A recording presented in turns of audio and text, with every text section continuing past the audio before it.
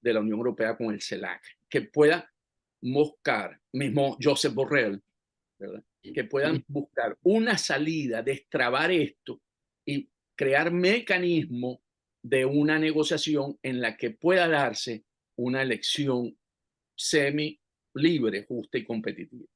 Yo pienso que es la única manera, porque de otra forma va a costar mucho. Maduro no va a ir a una elección donde él no sea competitivo. Y por eso él pide liberación de sanciones, porque él necesita cash. Para él hacerse competitivo en cualquier elección, él necesita cash, él necesita dólares. ¿Dólares para qué? Dólares para poder reactivar las cajas CLAPS, las bolsas de comida, para poder pagarle a sus paramilitares, a los colectivos, para poder hacer control social. ¿Dólares para qué? Para poder aumentar el salario. Porque él, con esos elementos, él se vuelve competitivo. O sea, yo creo que hay una voluntad de cambio, una voluntad que capitaliza hoy María Corina Machado, pero el régimen no es mocho. El régimen sabe jugar sus cartas, ¿verdad? Y la sabe jugar bien, porque tiene un buen control social, pero lo que él no tiene hoy es gasolina para mantener ese motor. Él está fallo de gasolina porque no tiene dólares. Y los dólares que le ingresan por la parte de las actividades ilícitas, eso no va al Estado, eso no puede entrar al Banco Central y por lo tanto es muy difícil.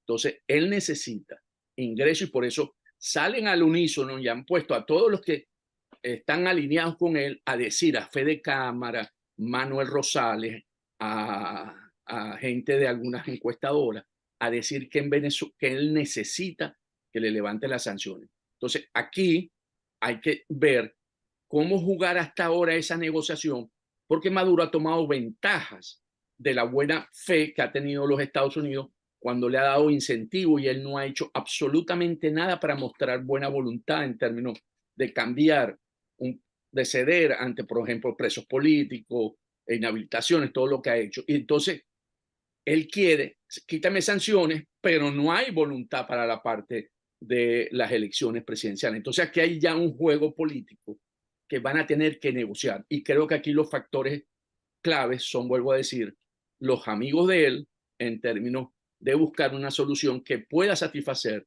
a ambas partes y poder tener una elección presidencial. Ahora, ¿tú crees que si Maduro logra un acuerdo, en el marco de un acuerdo, una flexibilización de las sanciones y recibe dinero, bien sea los 3.000 millones de dólares que están comprometidos en aquel fondo social que se firmó a finales del año pasado y más recursos a través de la flexibilización de las sanciones, él pudiera jugarse la carta de no hacer las elecciones en el 2024, sino en el 2025 para tratar de recuperar la economía y su fortaleza? En un numerito rápido ahí, aquí hay en espera, vamos a ponerlo aquí, en el Fondo Monetario Internacional, 5.100 millones de dólares, así, a disposición, que fueron aprobados cuando la época que se lo dieron a todos los países del mundo, el fondo, a razón del COVID. Fue una medida que tomó el directorio del Fondo Monetario de asignarle, de acuerdo a la cuota de participación, por supuesto, a cada país, unos recursos por el impacto que tuvo el COVID en las economías. Y eso no tiene que hacer programa ni nada, porque un día conversamos, no, eso no tiene que hacer un programa económico ni nada, eso están ahí. Que no se los han otorgado a Maduro porque no es reconocido como presidente. Entonces, en esa situación decidieron no tenerlos congelados. Si a él en algún momento se da una situación como esta, él tendría ahí 5.100. Un numerito que saqué rápido por ahí que él necesita para poder más o menos volver a vivir aquel sueño, entre comillas, de que Venezuela se arregló, está alrededor de unos 1.500 millones de dólares mensuales. Necesitamos entre unos 1.500 millones mensuales para poder tener un efecto dentro de la economía. Si tenemos 5.100, vamos a poner 5.000, ¿ok? Y que pueda empezarlo a ver, vamos a suponerlo en el 24. Entonces, y más o menos le genera los ingresos por exportaciones petroleras alrededor de ese monto, unos 500, 600 millones de dólares. Él tendría una manera de poder jugar. Entonces podríamos estar viendo una elección, porque él tiene que esperar que el efecto se sienta, por supuesto, no va a ser inmediato. Claro. Podríamos estar viendo una elección normal entre finales del primer semestre o la normal a finales de diciembre, que es lo que se estila, lo que se usa. Y vuelvo a insistir, eso lo hace competitivo como candidato. Yo no lo veo derrotado. O sea, con platica, yo no veo derrotado. No es que la tenemos facilita porque él va a montar, ahí va a correr en esa candidatura Erconde. ¿Okay? Yo no sé si al final Maduro le pide a Manuel o obliga a Manuel Rosales a tener que meterse también para dividir un poco el voto a la unidad. Entonces, cuando tú ves, él tiene mecanismo de quitar un poquito quitarle votos a esa, a esa unidad o a esa candidata unitaria, para no poner la unidad, esa candidata unitaria, y él tener lo suyo. Entonces, si tú abres esos pedacitos, ese que hoy dicen que está en 12-13, pero sabemos que si él resuelve esto que estamos hablando económicamente, él se vuelve a montar en los 21, 22, 23, 25, la base esa dura que siempre han tenido ellos y que se hace competitivo. Ahora, Maduro puede querer algo, pero también depende de la voluntad de la comunidad internacional. ¿Tú crees que la gestión de Joe Biden pueda flexibilizar sanciones buscando encaminar el país hacia unas elecciones libres? Yo creo que sí, porque se quiere resolver la crisis en Venezuela. Supuestamente creen aquí en la Casa Blanca que la gran migración de los venezolanos se debe a no ver condiciones económicas y que por supuesto con una elección que pueda verse, que sea semi, vuelvo a decir semi, no va a ser libre, justa, completa, no, semi, que puedan haber unos factores, ellos estarían buscando, pero Maduro tiene que mostrar voluntad, no puede ser que siga sosteniendo, flexibilízame y no muestra ninguna voluntad. Si él no muestra voluntad, esto se convierte en el escenario de Nicaragua. ¿Okay? Viene todo el proceso de que él tiene que cerrar Venezuela, aislar a los candidatos, sacarse los candidatos del camino y cerrarse nuevamente. Entonces, él está en ese dilema. Me vuelvo Nicaragua 2 o busco una salida porque un Nicaragua 2 tampoco le sirve ni a Brasil ni a Colombia. Porque Brasil básicamente ahorita tiene la vista nuevamente puesta en Venezuela y le está pidiendo a todas sus empresas que vayan nuevamente a buscar oportunidades en Venezuela para darle primero un impulso a la economía venezolana y después también porque, bueno, esos son los negocios, sabemos cómo Lula maneja eso y debemos recordar el caso de Odebrecht. No quiero decir que sea lo mismo, pero él maneja, su proyecto político está asociado a capitales brasileños. Entonces, si Venezuela está bloqueada, el sistema del dólar no lo puede usar, porque ¿cómo le van a pagar? ¿Le van a pagar que con rublos, con los rusos? No, entonces, para él necesita que de alguna manera, por eso él trata de blanquear y empezó a blanquear a Maduro, porque en ese proyecto él necesita que Venezuela pueda usar el sistema del dólar, pueda tener las compañías que puedan hacer negocios. Y en el caso de Petro, él puede llegar y tener, sí, una relación de la paz, porque para Petro es la paz total, pero mientras Maduro siga bloqueado, ¿verdad? En términos internacionales, esa paz total también tiene alguna manera, porque una vez con la paz total, lo que quiere Petro es básicamente ser la fuente de alimento de los venezolanos.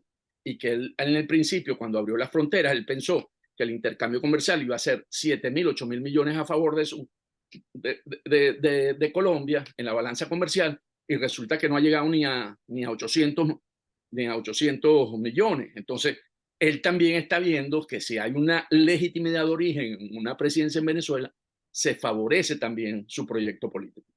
Ahora, del lado del chavismo, sus aliados internacionales, esa coalición sufrió una reconfiguración porque Rusia está aislada producto de la guerra en Ucrania, no puede ser un actor importante en esta negociación, pero surgen Petro y Lula.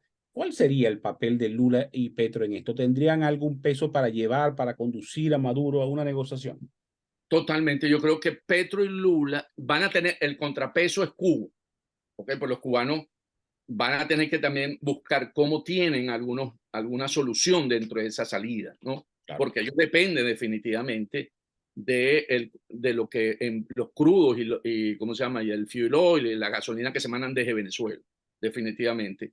Entonces, aquí viene una relación Petro-Lula-Cuba, porque aquí también hay que trabajar con Cuba, pero Cuba puede ser trabajada con Josep Borrell, con Europa, buscar unos mecanismos que asegure lo que Venezuela, le ha venido suministrando, ver cómo poderse sacarle provecho, porque los cubanos ahí van a querer mantener su relación, su status quo, en caso de que no se dé un gobierno de Maduro, no repita.